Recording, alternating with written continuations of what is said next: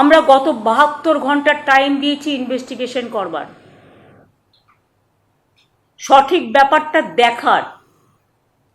এবং অনেক জায়গায় আমি দুঃখের সাথে বলছি, অপারেশন থিয়েটারের গেটের আগেও সিসিটিভি লাগাতে দেওয়া হয় না। কেন হয় না?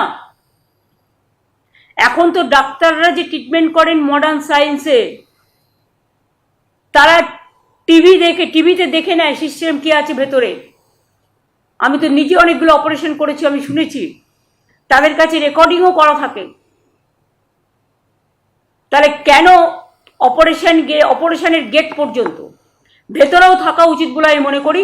যদি কোনো অবহেলার কেস থাকে, ইটস এ ক্রিমিনাল অফেন্স, সেক্ষেত্রে কেস টু কেস ভেরিফাই করা যেতে পারে, নট অল কেসেস।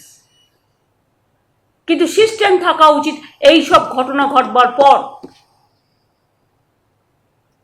এটা ঠিক প্রাইভেট পেশেন্ট যারা, তারা অনেক সময় চায় না যে আমার অপারেশন কেসটা বাইরে দেখানো হয়।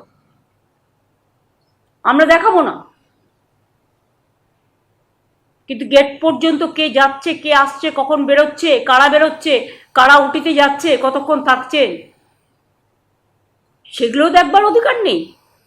আমি নারায়ণকে বলবো, হেলথ সেক্রেটারিকে অ্যান্ড সিএসকে, অল অপারেশন গেট পর্যন্ত সিসিটিভি ইমিডিয়েট লাগিয়ে দেওয়া।